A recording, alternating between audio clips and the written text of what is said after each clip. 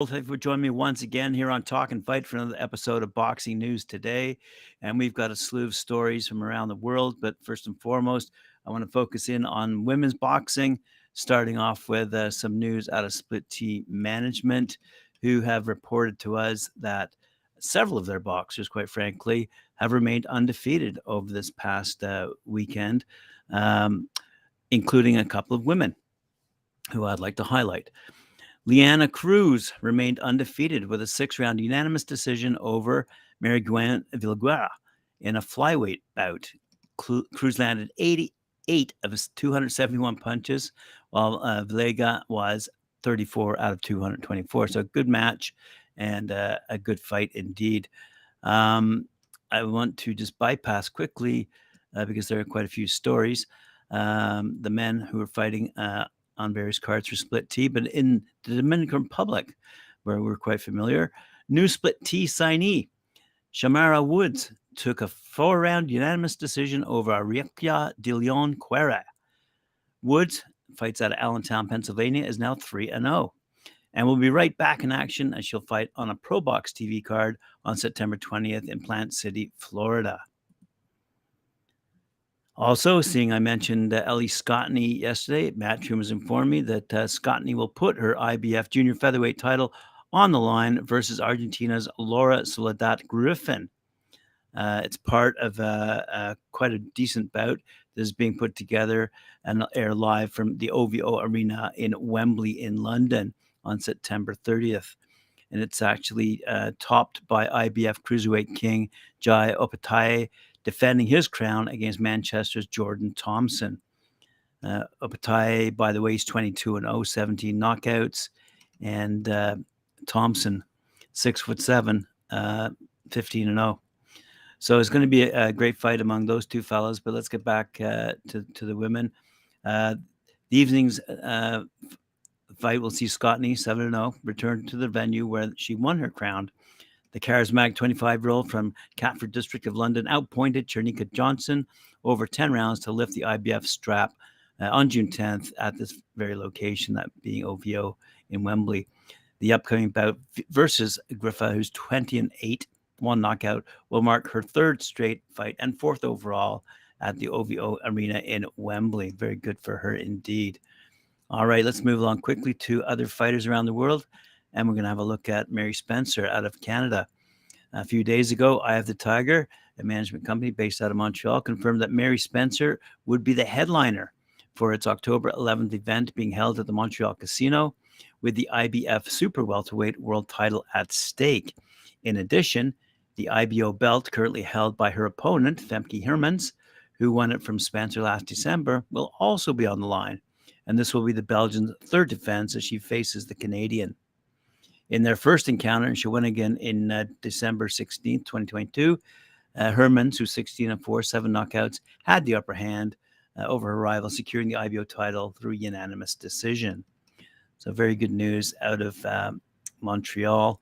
The complete lineup for this event will be revealed in the coming weeks, but it will feature Eric Bazenian, 30-0, 21 knockouts. Wilkins Mathieu, 3-0, 2 knockouts. Lila Budwin, 9-1. Mehmet Unal, 4-0. And John Arobio, 3-0 with 3 knockouts. Very good. Let's move along now to boxer, BOXXER. Prospect Francesca Hennessy, by the way, was unveiled as the latest addition to the boxer ranks, joining her brother Michael on the roster and becoming part of Boxer's stable of female boxers. Wow, fantastic. Now, she's daughter of the veteran boxing manager and promoter Mick Hennessy, head of Hennessy Sports, and the young Hennessy has never been short of inspiration. Her childhood years were populated by some of boxing's biggest names, including heavyweight world champion Tyson Fury, who was long part of her father's stable. And she's all but grown up in the ring. So she said, quick quote here, "I'm turning professional now, signing with the best platform, best promotion. I'm more than ready. I'm ready to shake up boxing. My style is unique. I like to move and groove. I'm a bit of a show woman. You're going to see some excitement for sure," she said. I saw the way my dad and Peter Fury were looking after Savannah Marshall, and I thought, this is something I can do and go to the top of it. It really inspired me seeing Savannah. I've always looked up to her. Savannah's such a massive role model. Ben Shalom, Boxer CEO, said, Boxer and the Hennessy family have worked together for a long time. So we've watched Fran blaze a trail through the amateur ranks, and now we're delighted she'll make her professional debut under the Boxer banner. She's grown up in the game. She's practically raised in the ring. She's got enormous potential. So we're excited to start that journey with her on September 30th. And we're excited to see the result.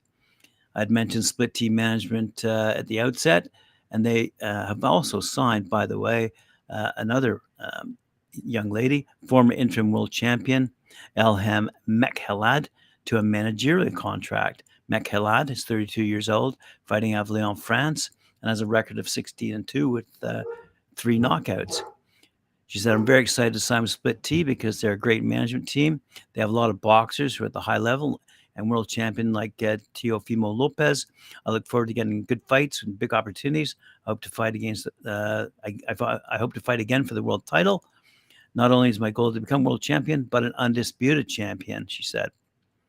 So there you go. Quickly moving on to the men's fighters. All right, number 11 at WA. Super welterweight knockout artist Johan Gonzalez, 33-2 with 33 knockouts. Finished Ricardo Ruben Villabla, 2010 and 1 with 8 knockouts, with 2 knockdowns in round 5 on Wednesday night at the White Sands Event Center in Plant City, Florida. Time was 1 minute and 57 seconds. In a clash between unbeaten super welterweights, Leonardo Ruiz, 13-0, 8 knockouts, took a 10-round majority decision over Raul Garcia, 13-1-1.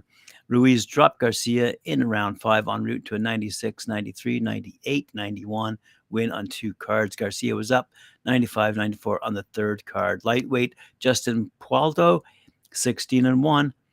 7 knockouts, pounded out a 10-round unanimous decision over Eduardo Estella, 14-3, 9 knockouts. Paldo took over midway to win 95-94, 97-92, 98-91. Paldo was deducted a point in round 7, however. And super featherweight, Mandeep Jangra, 6-0, 4 knockouts, won by 4th round referee stoppage against Marcus Bose, 2-2 with 2 knockouts to round out that fight. Good stuff. All right, let's move over to Australia. Nikita Tszyu, 7-0, 6 knockouts, had a tougher time than expected with his 6th-round technical knockout victory over fellow Aussie Jack Brubaker in a junior middleweight action on Wednesday night at the Hordham Pavilion in Sydney, Australia. Tszyu, 25, hit the deck in the 3rd round and was in bad shape from the effects of clash of heads and getting nailed repeatedly by hard right hands from the more experienced Brubaker. In the 6th, however, Tszyu took advantage of the 31-year-old Brubaker's fatigue to pummel him with shots, and his trainer threw in the towel, and the fight was finished at 2 minutes 40 seconds of that round. Let's move on to other Tszyu news. According to Adam Baskin out of BoxingNews24.com, Tim Tsyzu will battle the heavy-handed Brian Mendoza on October 15th. To be determined. Tszyu versus Mendoza will be shown live on Foxtel's main event and Kayo Sports. This is a fight between 2 of the biggest punchers in the junior middleweight division, and the winner will be viewed as the division's king. Tsyu's 23-0, 17 knockouts, will have his WBO junior middleweight title at stake, while Mendoza, 22-2, 16 knockouts, will have his WBC interim belt on the line. It is unclear if the World Boxing Council will elevate Mendoza to full 154-pound champ by October 15th, but it's a move that would make sense. With undisputed junior middleweight champ Jermell Charlo abandoning his duty to defend against WBO mandatory Tszyu to face Canelo Alvarez at 168 on September 30th, he'll be stripped when he enters the ring. Tszyu will be made full WBO champion. In that case, assuming that Jermell will choose to stay at 168 if he defeats Canelo, the WBC interim 154 belt that Mendoza held will likely be elevated to full champion. That'll put Tszyu versus Mendoza in a position to defend against Terrence Crawford or Errol Spence Jr. in what would be a massive fight, quite frankly. Said Tim Tsyzu, I expect a war and Mendoza to test me more than any other fighter. He has power in both hands, and he has shown he thrives off being that underdog. And finally, a little bit of an opinion here, courtesy of our good friends over at the World Boxing News Organization. Phil J., the editor there, he says, this is my opinion. He goes, but the headlines around the world are pandering to the YouTube fad. A disease in the sport that needs to be surgically removed, says Phil. The fact major news stations give the influencer the air that they crave to breathe boxing, they are still taking vital oxygen away from real professionals. That's the valid opinion of Phil J. and our team, he says. We will remain that way until the sport can take a stand of its own accord. Events like this week's press conference, where the boxing irrelevant YouTube pranksters and reality TV stars stage a scene Broadway would be proud of, have no place in professional sports like boxing. Until we ignore them, they won't go away and still harbor this more eyes on the sport jargon from promoters who need them. The major players in boxing, the ones that matter, they certainly don't need them. The real fans, they don't. And any news source with high standards doesn't either. Boxing has to be better than this. It must be better than this moving forward. The sport is being taken for a ride and being besmirched by this nonsense. Some of the shenanigans that have transpired recently from opponents who could throw a punch to rehearse WWE-style promos on primetime boxing networks have to stop. To go on record on how a lot of boxing feel can be a different thing to do, but we have to take a stand and get our sport back. The crossover celebrities can have their side of the combat sport, but they should never, ever be given the same platform as the professionals.